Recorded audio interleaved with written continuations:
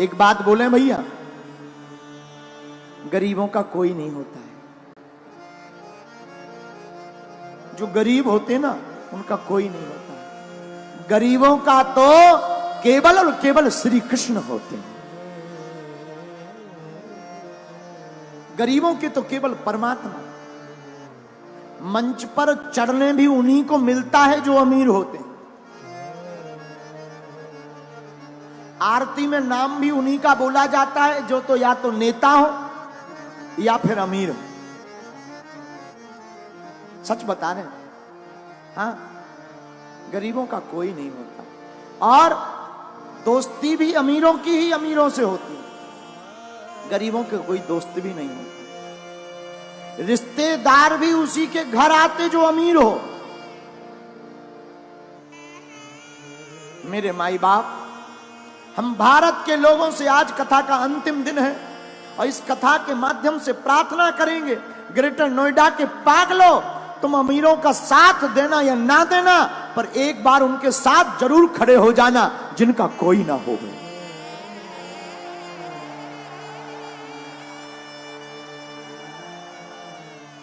जब गरीबों की बेटी की शादी होती है ना, तो बाप जानते हैं भूख क्या होती। त्योहार आते हैं, अमीरों के घर पर तो तरह तरह के पकवान बनते हैं। गरीबों के घर पर कभी जाकर देखना, जो बेचारे पूरी बनाने के लिए भी तरसते हैं। गरीबी बहुत बुरी बात है। भगवान गरीब किसी को ना बनाए। दूसरी बात बोले, इस संसार में लोग कर्जा भी उसी को देते हैं जो अमीर होता है। गरीबों को कर्ज भी नहीं मिलता। क्यों? क्योंकि ये चुकाएगा कहां से। लेकिन सच बात यह है, भारत के लोगों, तुमने जरूर बुरे दिन देखे हो, बुरे दिन देख रहे हो।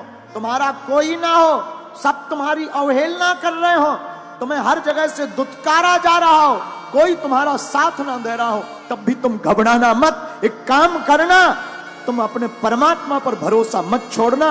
वो परमात्मा एक दिन तुम्हारे चेहरे पर मुस्कुराहट लाएगा।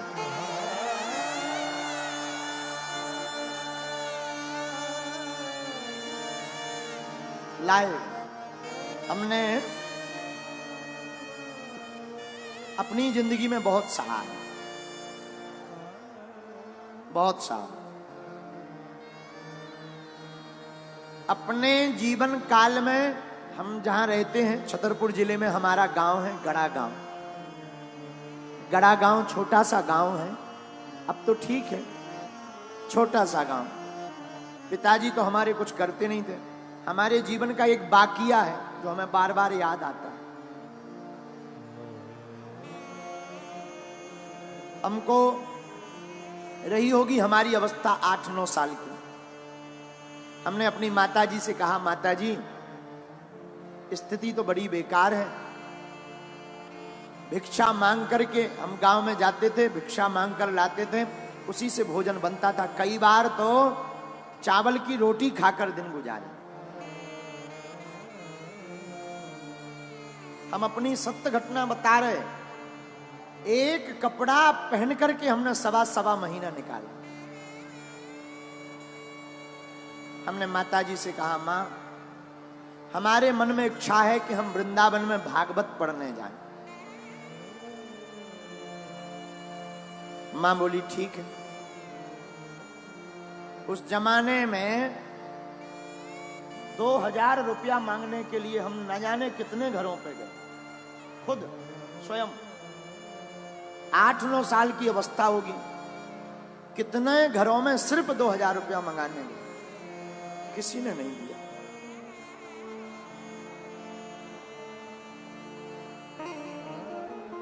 आज भी वो दिन याद आ जाते हैं। बन जाते हैं लाखों रिश्ते, जब पैसा पास होता है टूट जाता वो रिश्ता गरीबी में जो सबसे खास होता है।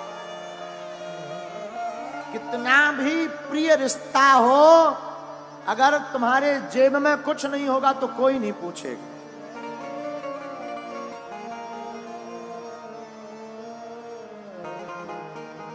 लोग तभी पूछते हैं जब तुम्हारे पास कुछ हो गए। हम भारत के लोगों से प्रार्थना करेंगे, अमीरों की बेटियों की शादी में तो लाखों के गिफ्ट लेकर तुम जाते हो, कभी मौका मिले तो उस गरीब मजदूर की बेटी की शादी में भी पहुंच जाना जिनके घर पर कोई नहीं जाता।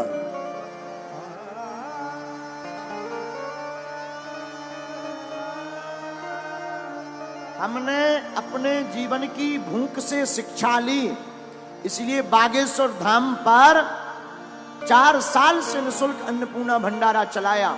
लोग हमारे पास आए, बोले भीड़ बहुत आती है, दान बहुत आता है। हमने कहा इस दान का प्रयोग हम अपनी जिंदगी में नहीं करेंगे। इस दान से जो हमने अपनी बहन के लिए विवाह में दिक्कतें सही हैं, भारत का कोई भाई वो दिक्कत ना सहे। हर साल अब हम गरीब बेटियों का विवाह करवाएंगे।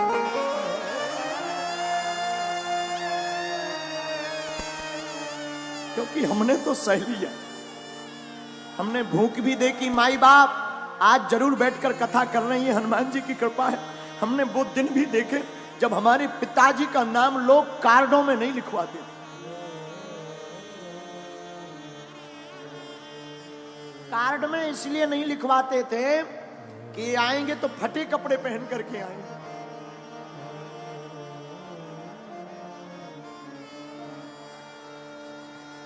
फटे कपड़े पहनकर आएंगे तो बेइज्जती हो जाएगी। अपनी बेइज्जती से बचाने के लिए कार्डों में नाम नहीं लिखवाते थे, लेकिन हमने भी हार नहीं मानी। हमारी मां कहती थी बेटा भगवान के घर देर है अंधेर नहीं, तुम बागेश्वर हनुमान जी को पकड़े रहो, एक दिन आएगा। माई बाप कभी उस पिता के दिल से पूछना जिसकी बेटी घर पर हो, घर पर खाने का भी दाना ना, कभी विचार करना।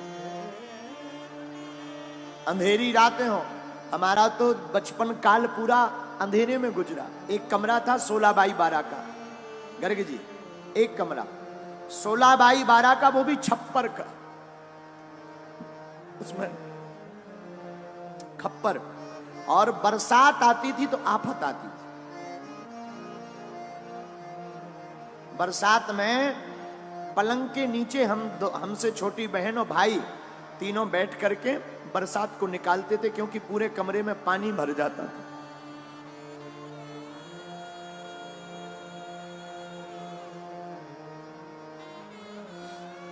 माई बाप भगवान गरीबी किसी को ना दे, गरीबी बहुत बुरी है। इससे बड़ा अभिशाप कुछ नहीं है। कोई नहीं पूछता, न मंचों पर आने देते, न आगे होने देते, दुत्कारते अलग से हैं, रिश्तेदार पूछते नहीं हैं। इसलिए माई बाप ईश्वर गरीबी किसी को ना दे। पर हम तुमसे प्रार्थना करेंगे कि तुम्हारे गांव में परिवार में ऐसा कोई हो तो हमारी प्रार्थना है किसी का तुम साथ देना या मत देना। इस बार हमने प्रण लिया 8 मार्च 2024 को जो बेटियों का विवाह होगा, ऐसी बेटियां जिनके माँ बाप है नहीं, एकदम पिछड़ी हुई, उन बेटियों को एक एक मोटरसाइकिल देंगे। साधु हम तुमसे भारत में दान लेने नहीं आए हैं, हम धन कमाने नहीं आए। भारत के लोगों हम तुम्हारे दिल में हनुमान जगाने आए हैं।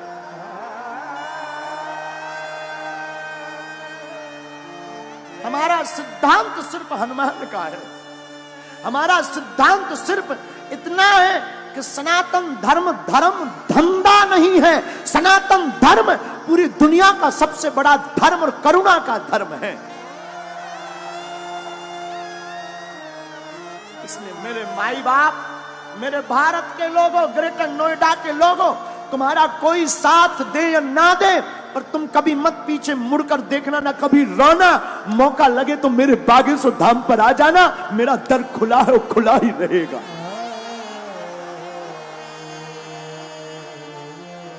कभी मत पीछे मुड़ना, चिंता मत करना। तुम जो बीत गया सो बीत गया। हमने भी सहा, बहुत सहा, अभी तक सहा। अभी भी कई बार ऐसी परिस्थितियां बन जाती, दान तो हम मांगते नहीं, कई बार परिस्थिति बन जाती है कि लोन लेना पड़ता है। लेकिन एक बात बोले, हमारी माँ ने और हमारे गुरु ने हमें एक चीज सिखाई, उसका भरोसा मत छोड़ना। उसका भरोसा नहीं छोड़ा तो कभी उसने हमको किसी के सामने झोली फैलाने नहीं दिया। आप इसलिए भारत के लोगों, क्योंकि जिसके पास गरीबी होती है वही ये दुख जानता है। सबकी समझ में नहीं आता माई बाप, ना ना ना। हाँ, अभी बरसात चल रही है, हमको पूर्ण याद है, अभी भी हम एक कुर्ता रखे हुए हैं अपना पुराना, वो कभी कभी हम याद कर लेते उस कुर्ता को देखकर। है तो छोटा, बहुत पुराना, हम रखे हुए हैं पर याद कर लेते हैं। माई बाप बरसात में कपड़ों की वो दुर्गंध, भीगे हुए कपड़ों की दुर्गंध। मेरे साधु, हम अपने जीवन की कथा बताकर आपको कहना ये चाह रहे कि हमारे जैसे नालायक की लाज, हमारे जैसे मूर्ख की लाज, हमारे जैसे विचित्र व्यक्ति की लाज जब बागेश्वर बालाजी ने बनाई है, तो भैया तुम भी इनके चरण शरण मत छोड़ना, ये तुम्हारी भी लाज बचाएंगे।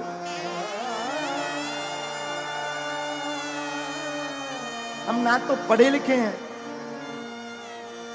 ये जो आप टीवी पर देख रहे हैं ना, ये हमारा पुराना घर है जिसमें हमने अपनी जिंदगी की शुरुआत की, जिसमें हमने अपने जिंदगी को जिया। ये घर ना आज भी कई बातों को सजो करके रखे हुए।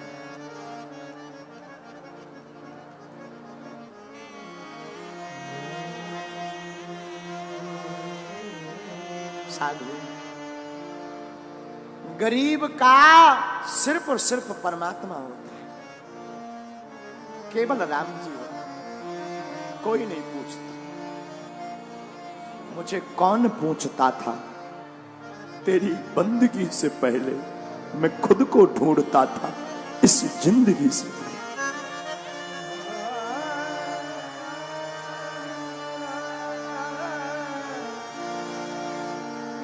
इस भारत में गरीब सिर्फ ताली बजाने के काम आता है, नेताओं की रैलियों में भीड़ बढ़ाने के काम आता है, या मंच के सबसे लास्ट में ताली बजाने। हमारा तो बस नहीं चलता, हमारी तो मजबूरी है, हमारी तो सबसे बड़ी मजबूरी है कि अगर हम इन लोगों को साथ नहीं देंगे, इन लोगों को मंच पर नहीं चढ़ाएंगे तो कौन टेंट लगाएगा, कौन व्यवस्था बनवाएगा। वरना हमारी दिली इच्छा तो ये है कि सबसे लास्ट में जो बैठा है वो मंच पर आने का अधिकारी है।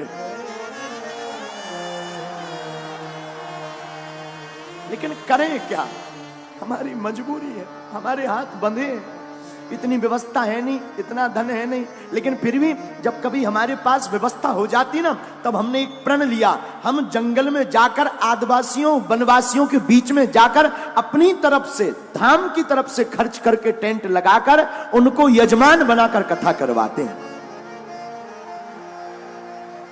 फिर वो मंच पर आते हैं, वो मंच पर आरती करते हैं और बड़े बड़े नेता नीचे बैठकर उनके लिए ताली बजाते हैं।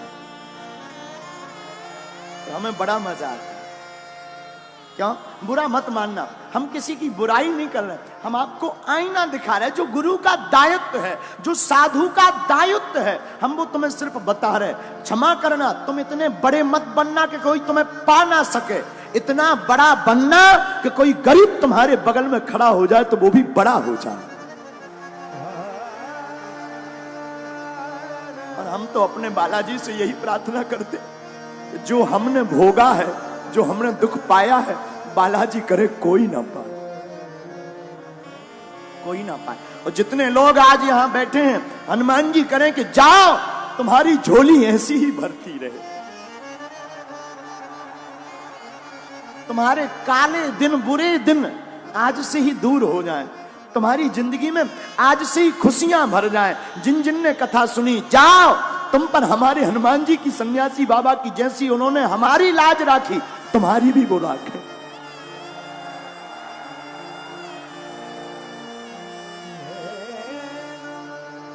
पर माई बाप